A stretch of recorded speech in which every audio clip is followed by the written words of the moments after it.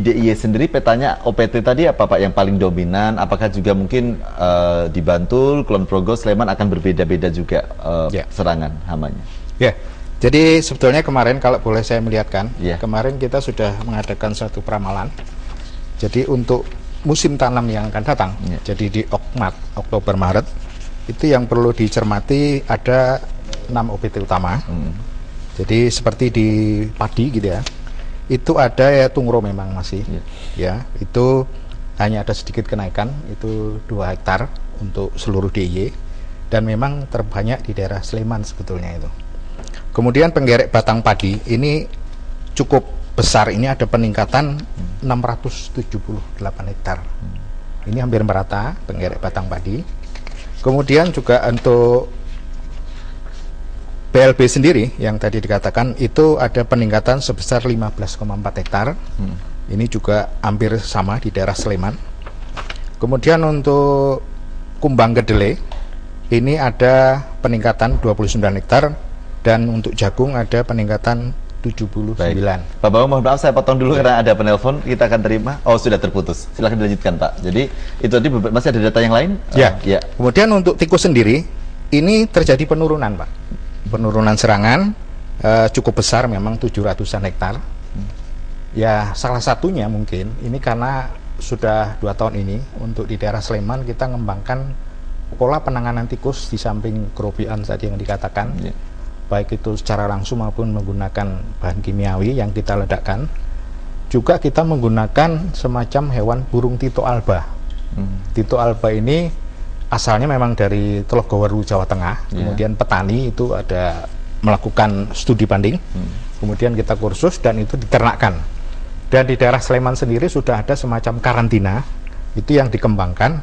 Kemudian nanti setelah itu dilepaskan kepada masing-masing yang ada di lahan. Kalau boleh saya lihatkan mungkin contohnya seperti ini. Ini mungkin contoh bisa diperbesar, di zoom, diperlihatkan agar dapat jelas di layar. Itu adalah Tito alba. Ya. Namanya bagus Pak ya.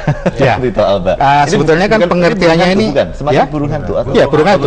Burung hantu. Sebenarnya kan alba itu putih ya. Jadi karena memang dia bentuknya putih dan cukup bagus itu bentuk rupanya. Memang seperti Pak Kep tadi katakan, bahkan bisa mencapai di sini 12 km Pak daya jangkaunya. Menangkapnya itu begitu. Jadi begitu diterbangkan melihat mangsa bisa sampai 12 km. Dan dia juga mampu untuk menanggar suara tikus 500 meter. 500 meter. Itu dia tahu. Ya, saya takjub tadi 500 kilo. Sensitif 500 meter Pak, 500 bisa mendengar.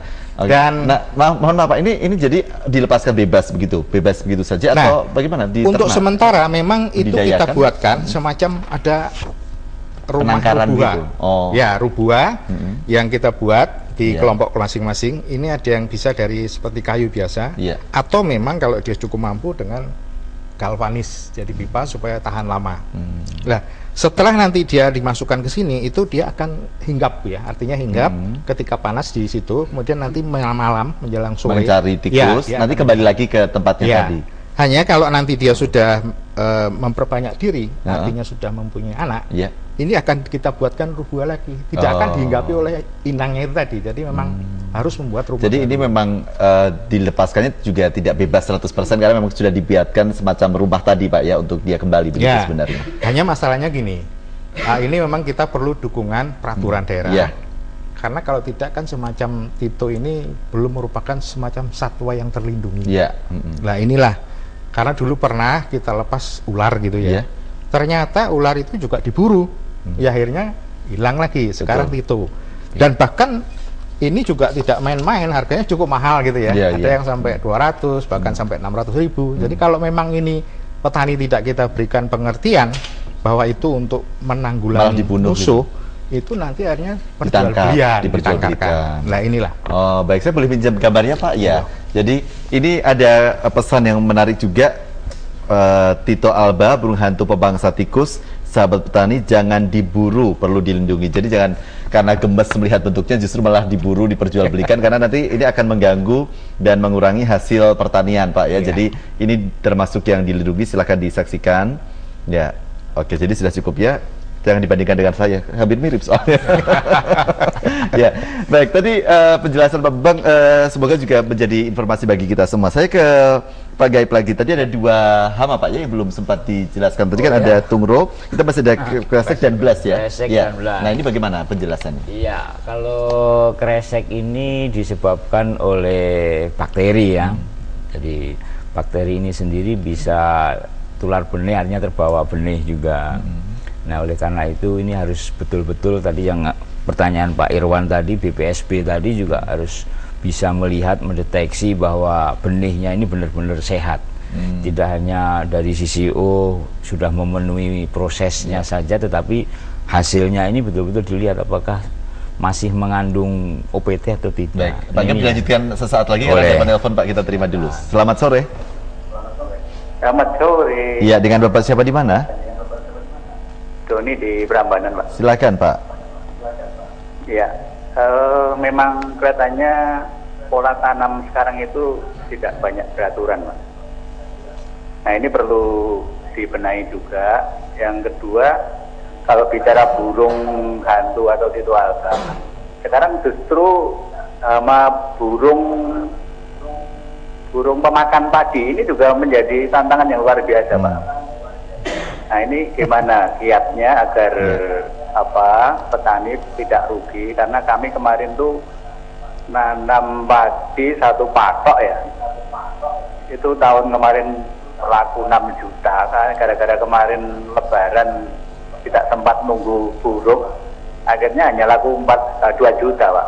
Nah, ini kan kerugian yang luar biasa. Rata-rata petani kemarin puasa, lebaran, tidak sempat nunggu burung sehingga habis lah itu. Nah, ini perlu juga diperhatikan, Pak. Di samping tikus memang masih merajalela di daerah Prambanan dan sekitarnya. Terima kasih, Pak. Baik, terima kasih. Iya, Pak Gaib mengomentari dulu penelpon kita sebelum nanti membicarakan lagi tentang 2 hama tadi, Pak. Iya, masalah pola tanam betul Pak, memang ini tadi sudah diulas banyak ya, tadi bertiga kita sudah mengulas pola tanam ini sangat berpengaruh sekali terhadap ini, termasuk tadi yang wilayah Klaten ini kan salah satunya karena pola tanamnya yang tidak serentak begitu.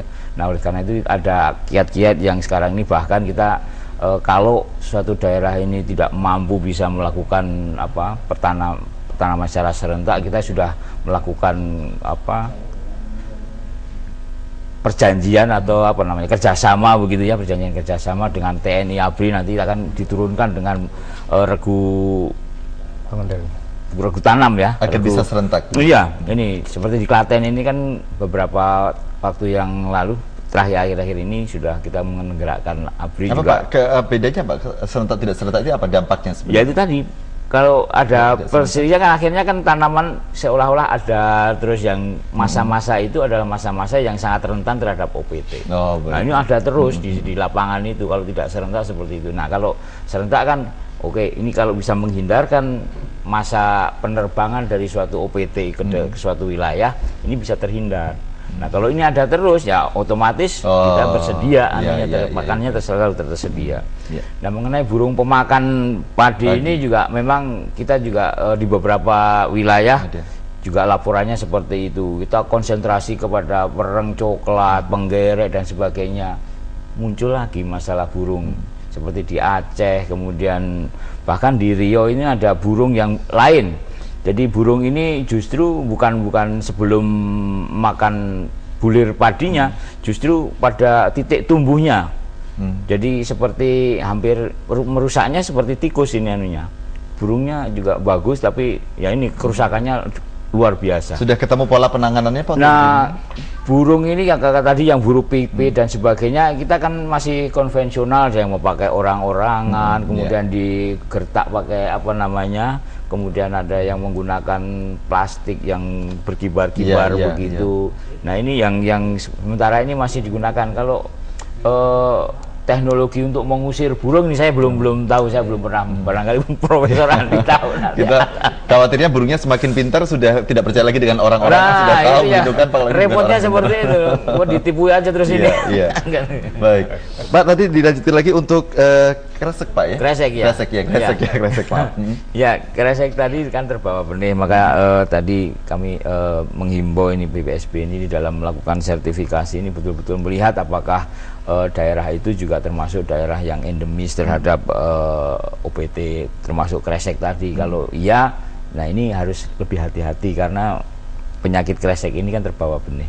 Baik, ya saya ke Prof. Andi. Kalau kita bicara apa yang sudah dilakukan oleh petani, adakah kesalahan dalam pemilihan bibit yang kemudian juga berpotensi ikut berperan dalam mengundang atau menyebabkan gagal panen karena hama dan sebagainya? Oh, sebelum dijawab, maaf Prof. ada penelpon, kita terima dulu yang sudah menunggu. Selamat sore. Ranah Publik, selamat sore. Selamat sore. Ya, dengan? Saya dengan ini, Pak. Maaf? Ya, Wiwi, Pak. Ya, bisa lebih jelas lagi dengan Ibu? Pak, dengan Ibu Wiwi. Ririn. Ibu Ririn? Ya. Oh ya, pertanyaannya langsung Bu. Pak, ini ya, untuk tikus itu apa sudah pernah diuji coba dengan ultrasonik kalau di tengah sawah? Nanti colokannya pakai solar cell gitu Pak, kayak yang di lampu merah gitu Pak, satu pakai panel-panel gitu. Maksudnya tikusnya? Bagaimana Ya. Bu? Iya, tikus untuk hama tikusnya. Masuk ke panel-panel Pakai lampu merah? ultrasonik, terus nanti nyalainnya pakai panel-panel jarak berapa, radius berapa meter, atau berapa ratus meter satu gitu Pak. Tergantung kekuatan daya ultrasonik. Oh iya, baik, mohon maaf Ibu, kami belum, Bapak bisa menangkap yang dimaksud Ibu barangkali? Barangkali kalau tadi Prof. Andi menggunakan listrik tadi, Iya. menyalakannya berapa jarak jauhnya gitu kan, barangkali gitu. Pakai itu Pak, pakai yang di lampu merah kan ada panel surya Pak. Oh, baik. Oh ya, baik Ibu. Ya, terima Bukan kasih. itu maksudnya. Ya, jadi Prof. Adi ini usulan begitu ya. Ya, bisakah menggunakan panel tenaga surya yang digunakan lampu merah traffic light ini untuk bisa juga menangkap tikus atau membasmi tikus begitu. Nanti kita akan jeda terlebih dahulu. Sebelum dijawab, kita akan break terlebih dahulu. Pemirsa tetap bersama kami di Ranah Publik. Kami segera kembali.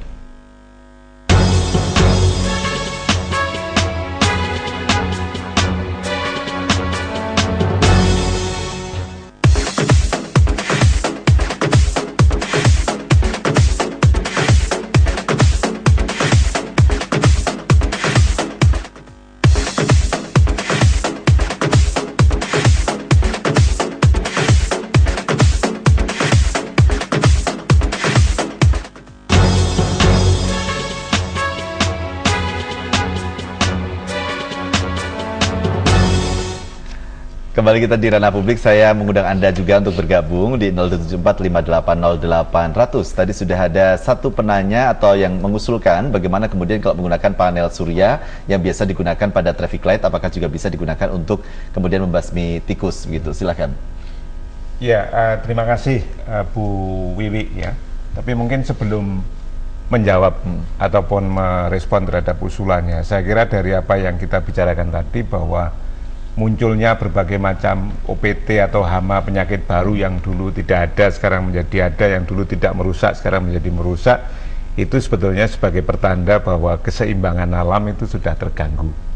Nah, itu saya kira yang harus kita garis bawahi.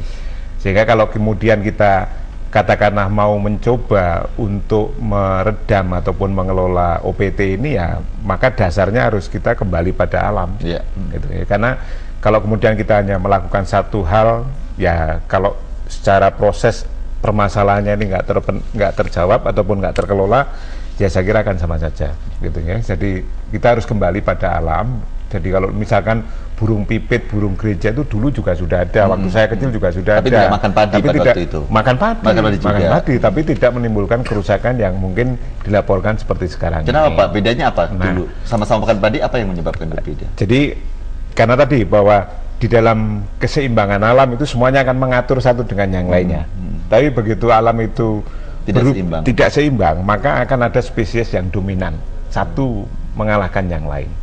Nah, di dalam suatu kondisi yang keseimbangan, misalkan saya berikan contoh misalkan di hutan, Mas. Di hutan yang masih sangat hijau, tidak pernah terjamah kegiatan manusia, maka di situ sangat jarang terjadi kerusakan oleh karena hama ataupun penyakit tertentu, karena alam sudah mengatur semuanya.